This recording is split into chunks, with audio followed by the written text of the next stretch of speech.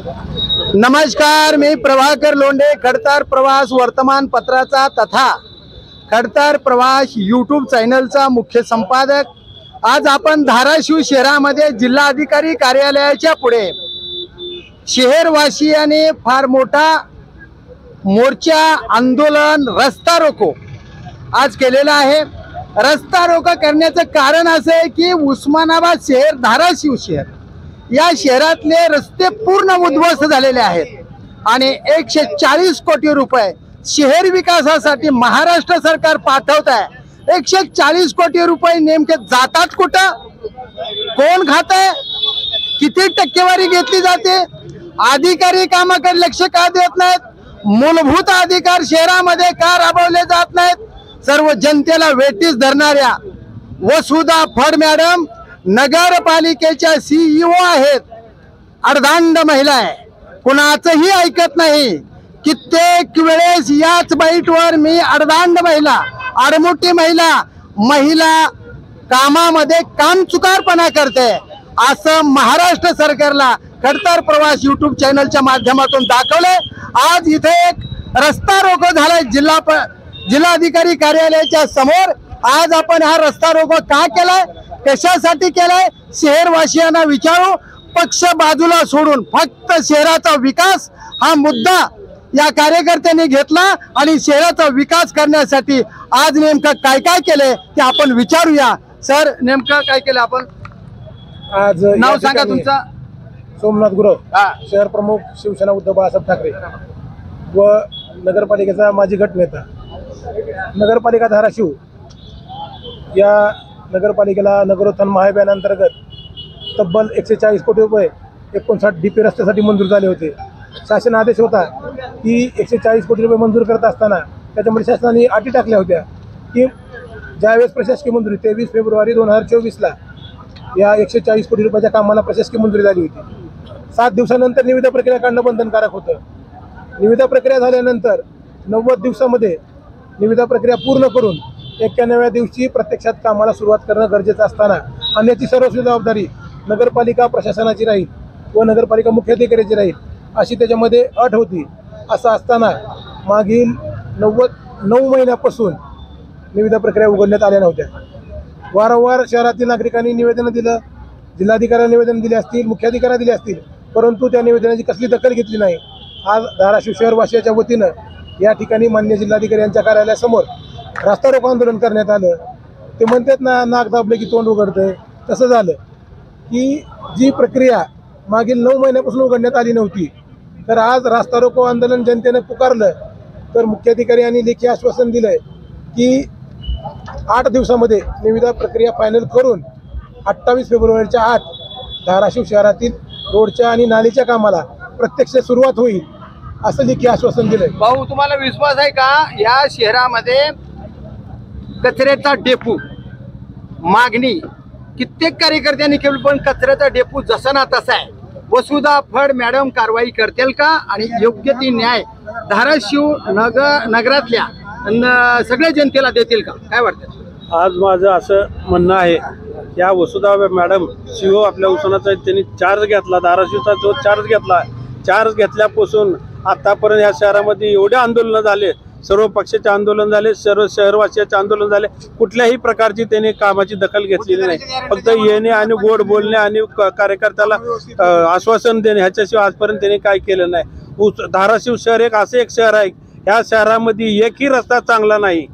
कुठेही दाखव एक रस्ता चांगला आहे म्हणून, एक ना गल्ली बोळ ना बोळ प्रत्येक ठिकाणी खाचखळगेनं भरलेला हा जिल्हा शहर आहे। ह्या शहरामध्ये नालीचं काम असेल, स्वच्छतेचं काम असेल, स्वच्छतेची तर गाडी कचरा भरायची टेंडर दिलेले असताना, अगोदर टेंडर नव्हते म्हणून आम्हाला आश्वासन देत होते, आता टेंडर असताना देखील कचरा उचलला जात नाही। ज्या ठिकाणी प्रत्येक ठिकाणी शहरवासियाच्या वतीनं निवेदन दिलेलं आहे की त्यांना आता आमचे सोमनाथ गुरव असतील, अग्निवेश भाई असतील, सर्व पक्षीय असतील व शहरवासियाच्या वतीनं आज त्यांना एक निवेदन दिलेलं आहे। त्या निवेदनाला त्यांनी 28 फेब्रुवारी हे आपल्याला आश्वासन दिलेलं आहे। त्यांनी जर हे आश्वासन नाही पाळलं, या पुढचं आंदोलन शहरवासियाच्या वतीनं व सर्व पक्षाच्या वतीनं नगरपालिकेमध्ये घेऊ आणि त्यांना काळे लावू, याच्याशिवाय त्यांना वटणीवर जागा येणार नाही। याचं एक असं एक म्हणणं आलेलं आहे की CEO मॅडमला इथं राहायचं नाही, त्याला काय बोलायला गेलं सरळ माझी बदली करा ही भाषा उर्मट भाषा ती महिला येऊन वापरतात. फक्त केवळ महिला असल्यामुळं शहरवासी आता शांत होते. यापुढे महिलाचा देखील आम्ही आदर करणार नाही. इतक्या दिवस आम्ही आदर केला, याच्या पुढे आदर करणार नाही. येतो तुमच्याकडे. तुम्ही पत्रात लिहिलंय की एक रानबोका उस्मानाबाद धाराशिवचा विकास करण्यासाठी अडचण आणतो. तो रानबोका कोण आहे तुम्ही सांगाल का? जाहीरबाजी पत्रकबाजी केली ना, बर. कटआउट लावले होते की त्या रानबोक्याला उघडं पाडणार तुम्ही धाराशिव? लोकांना कळालंच ना की कोण अडवतोय. ना तुम्ही आज शहराचा विकास करण्यासाठी फार झटता, तुमच्या संघटनेच्या माध्यमातून झटता, विविध पक्षाच्या माध्यमातून तुम्ही झटता. आणि ज्या वेळेस शांतता सलोखा समितीची बैठक असते त्यावेळेस नगरपालिकेला प्रत्येक वेळेस तुम्ही धारेवर धरलेला आहे. कारण जयंतीच्या पिरियडमध्ये जे रस्ते उद्ध्वस्त झालेले असतील त्या विषयावर सुद्धा तुम्ही बोलला, लाईटच्या विषयावर बोलला, रस्त्याच्या विषयावर बोलला. या आंदोलनात जर यश नाही आलं तर या बाईच्या बाबतीमध्ये काय निर्णय घ्या? जर ह्या प्रकरणामध्ये यश नाही आलं तर येणाऱ्या काळामध्ये जिल्ह्यातले सगळे हिजडे बोलून नगरपालिकेवर एक वेगळ्या पद्धतीचं आंदोलन आम्ही या ठिकाणी छेडणार आहोत. तृतीयपंथीच्या माध्यमातून निवेदन देऊन त्या बाईचं जे कामकाज आहे ते सगळं शंकास्पद आहे. जेवढे बी काही निवेदन दिले त्या निवेदनाला कुठलंही न्याय न देता कचऱ्याच्या टोपलीमध्ये सतत त्या महिलेनं टाकलेलं आहे. मुख्य अधिकारी नगर परिषद हे कर्तृत्वान नाही आहेत. नगर परिषदच्या मुख्य अधिकाऱ्यामुळं उस्मानाबाद शहर हे धुळमय झालेलं आहे. जिकडं तिकडं माती माती माती दिसते या ठिकाणी. नगरपालिकेच्या मुख्य अधिकारी कुणाचं ऐकते, कुणाच्या सांगण्यावरून असं करतात हे आणखीन आम्हाला कळलेलं नाही. परंतु जर आता आमच्या निवेदनाला आज जो रस्ता रोको केलेला आहे, सोमनाथ गुरव आहेत, राजेभाऊ आहेत, प्रशांत पाटील आहेत, आज शहरातल्या शहरवासियांनी घरातला कार्यकर्ता आज या ठिकाणी रस्ता रोकोमध्ये सहभागी झालेला होता. जर समजा त्यांनी 28 तारखेपर्यंत नाही दिलं, नाही काम केलं, टेंडर नाही उघडले तर आम्ही तृतीय पंथीचा मोर्चा आणून त्या बाईला त्यांच्या माध्यमातून जाब विचारून खरं कोण आहे त्या ठिकाणी आम्ही त्यांच्याकडून तुमच्या शेतामध्ये कचरा डेपो आहे. त्या कचरा डेपोच्या दुर्गंधीमुळे पूर्ण गणेश नगर भाग शेतकरी उद्ध्वस्त झाले, रोगराई निर्माण झाली. तुम्ही न्यायालयात जातो म्हणलं होता, आता या माध्यमातून न्याय मिळेल का? काय वाटेल तुम्हाला? गेली अनेक वर्ष धाराशिव शहराचा जो कचरा आहे तो कचरा एका कचरा डेपोमध्ये साठवला जातो. त्याची क्षमता संपूर्ण कमीत कमी 10 वर्ष झाली असतील त्या कचरा डेपोची. संपूर्ण कचरा हा त्या जाण्या येण्याच्या रस्त्यावर, जो रस्ता शहरातला मुख्य रस्ता आहे तिथून हायवेला जोडणारा रस्त्याचा एक महत्त्वाचा दुवा आहे, त्या रस्त्यावर संपूर्णपणे कचरा पडलेला असतो आणि तो कचरा रोज कोणी ना कोणी पेटवून दिलेला असतो.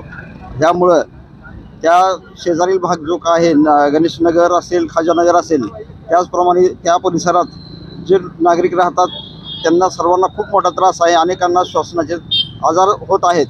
त्याचप्रमाणे त्या कचरा डेपोच्या शेजारीच भारत विद्यालय ही लहान मुलांची प्राथमिक आणि माध्यमिक मुलांची शाळा पण झालेली आहे. त्या मुलांच्या आरोग्याचा खूप मोठा प्रश्न तिथं उपस्थित झालेला आहे. त्याचप्रमाणे त्या कचरा डेपोमध्ये शेकडो कुत्रे आहेत जी या कचरा डेपोवर मेलेले जनावरांचं मांस टाकले जातं अनधिकृतपणे, की जी त्याला ज्या गोष्टीला परवानगी नाही आहे अशा पद्धतीनं तिथं मेलेली जनावर आणून टाकली जातात आणि त्याच्यावर पोसणारी खूप मोठे कुत्र्याची संख्या तिथं आहे. ती कुत्री इतके हिंस्र आहेत की एखाद्या माणसालाही फाडून खायला ती कमी करणार नाही एकट्या दुकट्याला बघून. शाळा सुद्धा आहे, शाळा असताना भारत विद्यालय ही खूप धोकादायक गोष्ट आहे या शहरवासींच्या दृष्टीने. ज्या दिशेनं हवेची दिशा असेल त्या बाजूला खूप मोठी दुर्गंधी येते आणि अनेक लोकांना श्वसनाचे आणि इतर त्रास होत आहेत, आजार होत आहेत. याला जबाबदार कोण आहे? आणि हा कचरा डेपो आज आता तिथंच आसपास लोकवस्ती पण वाढत आहे. तर लवकरात लवकर हा कचरा डेपो हटवणं हा या शहरवासियांच्या आरोग्याच्या दृष्टीने खूप महत्त्वाची गोष्ट आहे. यासाठी शहरातला कचरा, ओला कचरा, सुका कचरा वेगळे काढणं आणि इतर प्लास्टिकच्या वस्तू वगैरे वेगळ्या काढून त्याची व्यवस्थित विल्हेवाट लावण्याची गरज आहे. आणि त्यासाठी एक अद्ययावत कचरा डेपो शहरापासून, नागरी वस्तीपासून लांब दूर कुठेतरी होणं खूप महत्त्वाची गोष्ट आहे.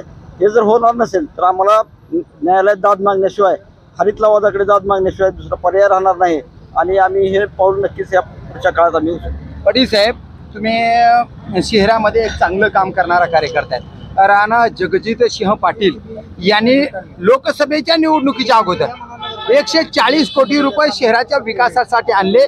त्यामध्ये अण्णाभाऊ साठे पुतळ्यासाठी 1 कोटी रुपये, ईदग्यासाठी 1 कोटी रुपये, डॉक्टर बाबासाहेब आंबेडकरांच्या स्मारकासाठी 1 कोटी रुपये, अशा विविध घोषणा त्या डिजिटलवर त्यांनी लावल्या होत्या, बॅनरवर लावल्या होत्या, पण ते काहीही झालेलं नाही। नेमकं तुम्हाला नगरपालिकेवर विश्वास आहे का? आणि नगरपालिकेवर अधिकार असो जिल्हाधिकारी साहेबाचा, नेमकं शहराचा विकास करतील का? काय सांगाल?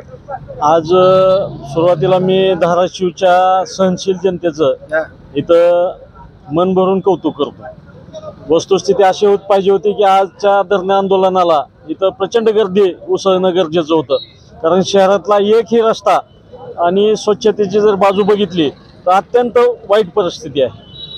आता इथून पुढं मी आता पाटलांना बोलत होतो, इथून पुढं केवळ रस्त्यासाठी लढा देणं इथपर्यंत मर्यादित राहणार नाही, तर आपल्याला हे शहर टिकवण्याच्या दृष्टीनं लढा द्यावा लागतो की काय, इतकी भीषण परिस्थिती या शहरामध्ये आहे। इथं ज्यावेळेस एखाद्या लेकराचा जीव जावा, आपण पाहिलं डीमार्टपासला जो बायपास रस्ता होता सर्व्हिस रोड, तो सुद्धा एका मुलाचा त्या ठिकाणी ऍक्सिडेंट झाल्यानंतर तो रोड झाला। अजून एक शहरामध्ये हो, त्या ठिकाणी आपण संजीवनी हॉस्पिटल पाशी एका तरुणाचा त्या ठिकाणी खड्ड्यात पडून मृत्यू झाला, त्यावेळेस तिथल्या रस्त्याची दुरुस्ती झाली। शहर विकासासाठी 2 जीव जावे लागले। नाही, नुसते 2 जीव नाही तर प्रत्येक ठिकाणी बलिदान दिल्याशिवाय हे प्रशासन ऍक्टिव्ह होत नाहीये, या सध्या 1 वर्षाच्या कालामध्ये आपल्याला पाहायला मिळालेलं आहे।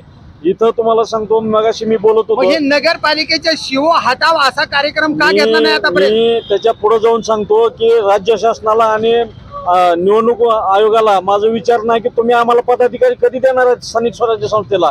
आज जिल्हा परिषद नेतृत्वांविना पदाधिकाऱ्यांविना 3 वर्ष झालं, 2.5-3 वर्ष झालं तिथं पदाधिकारी नाहीत। नगरपालिकेमध्ये नगराध्यक्ष नाही, नगरसेवक नाहीत, गटनेता नाही। जिल्हाधिकाऱ्याला काय सांगाल तुम्ही?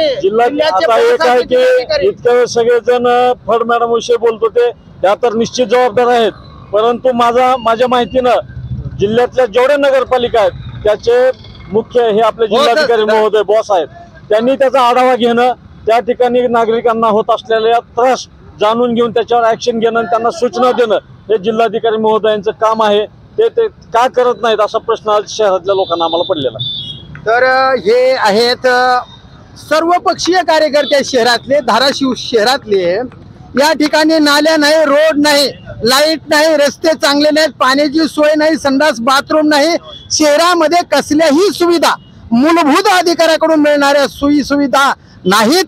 आणि 140 कोटी रुपये धाराशिव शहरासाठी विकासासाठी आलेत, ते नेमकं कुठे गेलेत ते पाहणार आहोत आपण। आता 28 तारखेपर्यंत जे लेखी निवेदन दिले नगरपालिकेच्या अधिकाऱ्यानं ते खरंच काम करतील का? आणि काम नाही केलं तर आम्ही रस्त्यावर उतरणार, यापेक्षा तीव्र आंदोलन छेडणार, अशा पद्धतीची भाषा, अशा पद्धतीचं आव्हान कार्यकर्त्यांनी केले। शहरवासियांनी, पूर्ण शहरातले पक्षविरहित सर्व शहरवासी या कार्यक्रमाला हजर होते।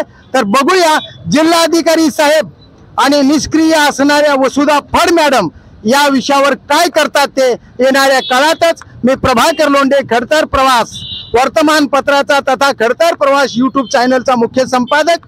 या चॅनलला सबस्क्राईब करा, शेअर करा, लाईक करा, बेल आयकॉनचं बटन दाबा आणि असेच शहर विकासाचे, सर्वसामान्य जनतेच्या विकासासाठी व्हिडिओ पाहण्यासाठी खडतर प्रवास यूट्यूब चॅनल सबस्क्राईब करा। जय हिंद, जय महाराष्ट्र, धन्यवाद धाराशिवकर।